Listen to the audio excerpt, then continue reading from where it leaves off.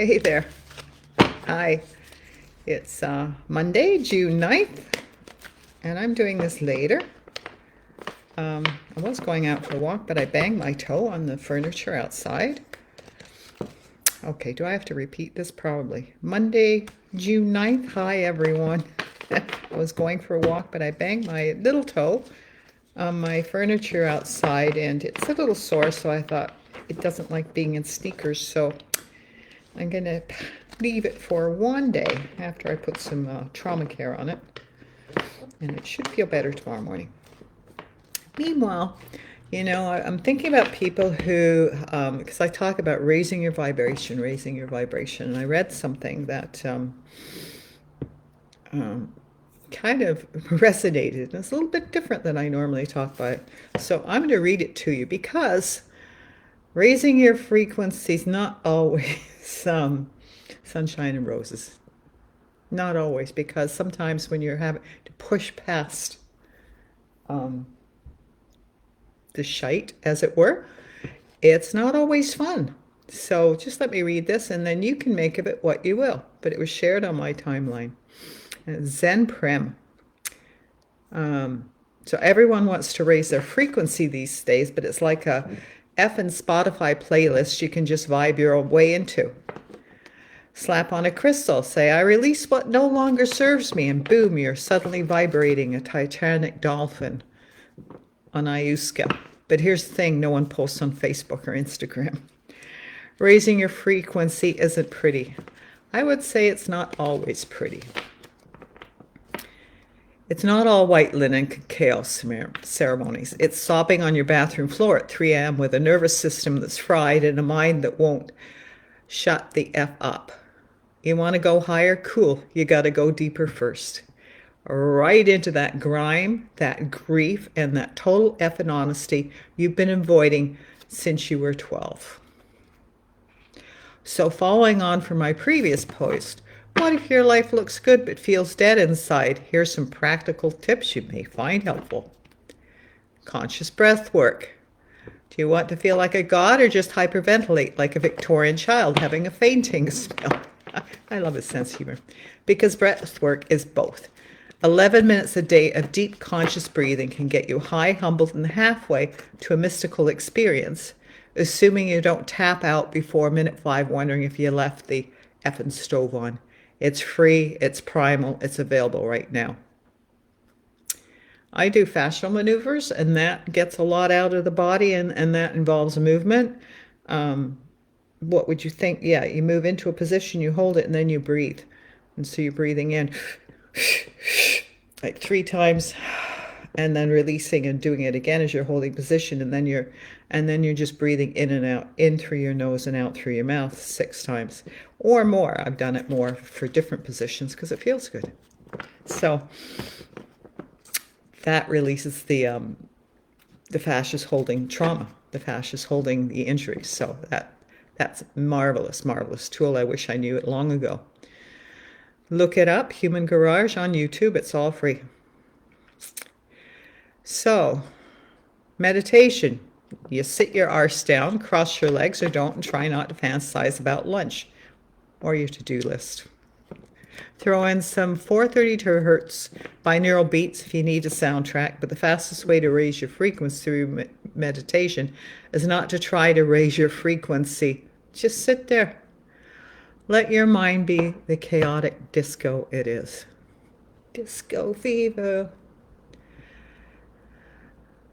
Eventually, something quiet shows up. That's you. Not your grocery list, not your future TED Talk, just you. Fasting. Optional sadomasochism in brackets. If you want to feel closer to meeting God, skip breakfast. By hour 16, you'll be so empty and lightheaded you'll meet the divine or headbutt the effing fridge crying. But let's not get righteous here. Feeling isn't magic. It's clarity bought through temporary self-deprivation. Seriously, skip the smugness and just try it. If you get hangry and scream at the cat, maybe don't do it on work days. So I have been doing that because I've been doing intermittent fasting. So I finished eating about 7:30 latest, And then I don't eat until 11:30 in the morning or noon, 12:30. So I've had a good long shot there. Eschatic movement.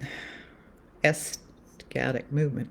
I'm not think I'm saying that properly. Anyway, you haven't lived until you've ugly danced in your kitchen at 6 a.m. with a face like a deranged prophet. Move your body like it owes you nothing, and you'll find your trauma hiding in your hips. Yeah. It's cringy at first. Yes, you'll look like a goat on acid being tasered. Do it anyways. You'll come out lighter, looser, alive. Shake that, shite out of your cells. Face your shadows. This isn't sexy. It's you, a notebook, and part of you that never healed from age 6. It's journaling the stuff you don't want your therapist to read. It's calling yourself out in the lies you tell in relationships, in arguments in silence. That is frequency work for grown-ups. Do it with a pen. Do it with your life on repeat. Your choice. Did you hear that? Do it with a pen or do it with your life on repeat. Because if you don't overcome this, that cycle, it just keeps coming back until eventually either your body starts to break down, you emotionally start to shut down, or finally just surrender and do the healing. Connect with nature, go barefoot, touch a tree. Feels weird at first. Not to me. I've been doing it for a long while. But yeah, do that. Go outside. Go barefoot. Touch a tree. Hug a tree if you dare. 5 minutes of feet on the ground will do more for your nervous system than another mindfulness asking you to breathe like a sea turtle. Nature doesn't care how spiritual you are. It already vibrates high. So go plug yourself in. Speak your truth. Warning, speaking your truth may result in endings, but nothing tanks your frequency like being liked for someone you're not. Say the same thing, ask the awkward question, admit what you really want. Authenticity is terrifying. It's also liberation. And it doesn't mean you have to be nasty or mean when you do it. Just be you. Okay, then. Next, treat everything as sacred. You don't need to move to ballet to be spiritual. I don't know, it's kind of nice. Try washing your mug like it's your mug. Not this mug, coffee mug, like it's holy. I'm not going to say that. When you're in the bathroom, do it with reverence. Light a candle and mean it. Sacredness isn't ceremony, it's attention. Stay there, enlightenment optional. I like washing dishes. I clearly remember we had a little 18-foot trailer, and I love washing dishes in the sink, looking out the window, and the sun coming in, and the bubbles in the dish soap. That was a moment. Listen to your soul. It's quiet, which is why you keep missing it.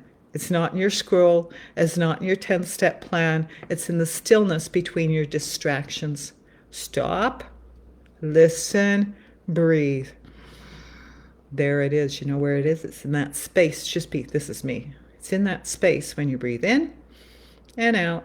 And just before you breathe in again, in that space. Try and find that. Ecstatic expression is scream therapy for the spiritually constipated. Sometimes the fastest way to raise your frequency is to lose it consciously. Scream into a pillow. Roar into the void. I do it in the car. Howl like a fucking banshee a friggin' banshee who's just found out Mercury is in retrograde again. Or about like I don't know. I'm not going to say. It's not drama, it's detox.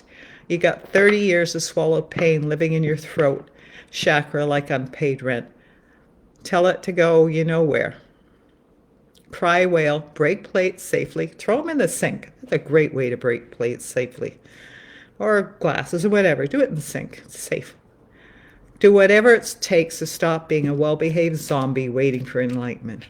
Your voice is a weapon. Use it to reclaim your life.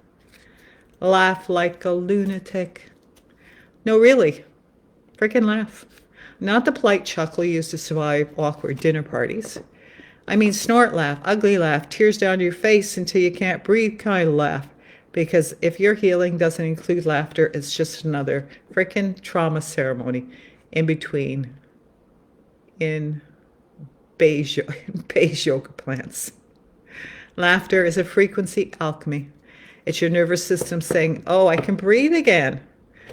It unhooks the shame. It softens the rage. It reminds you that even in the middle of your messy awakenings, you're still hilariously, gloriously stupid human.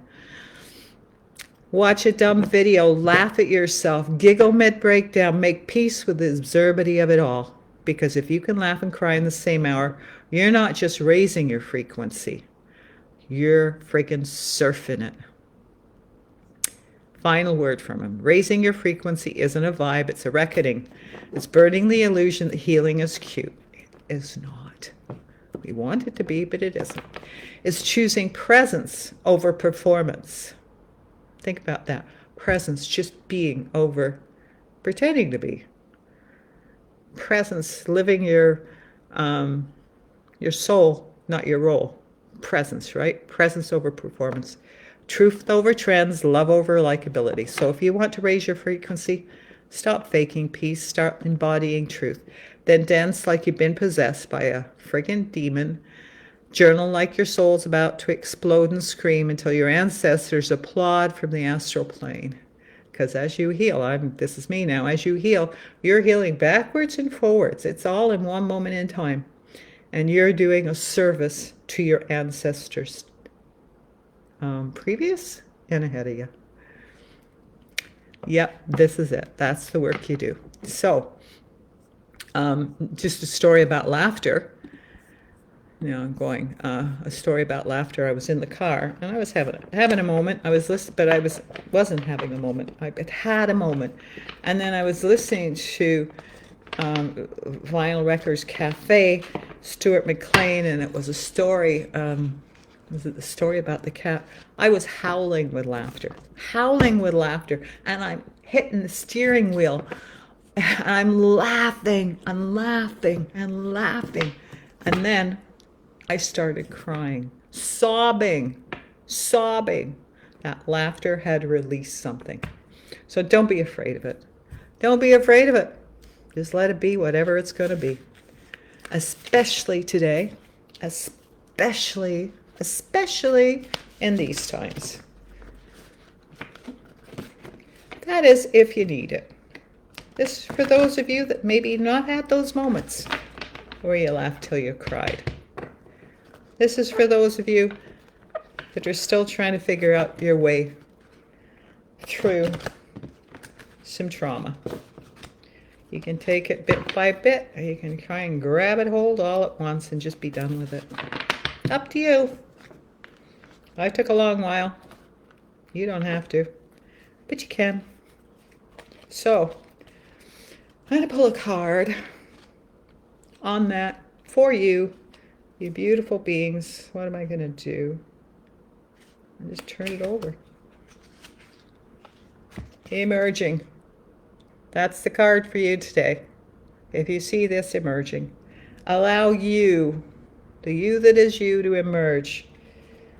Allow you to emerge from under all that trauma, under all that sadness, under all that judgment, horrible judgment that's been placed on you by you or by other people. Emerge from all of that, because we need you right now, this moment in time. Okay, that's all for today. Have yourself a wonderful, wonderful day. Understand that you are magnificent beings of light and love, period. And I will in comments, I will post where I got the, what's his name again? Zen Prem. And someone on my timeline posted it. I'm going to do a shout out to Sandy Johnson, who posted it. So thank you, Sandy. And thank you. Is it Les? Okay, that's all for today. Enjoy your day. Take care. Go for the joy. It's Linda from Go for the Joy. Bye.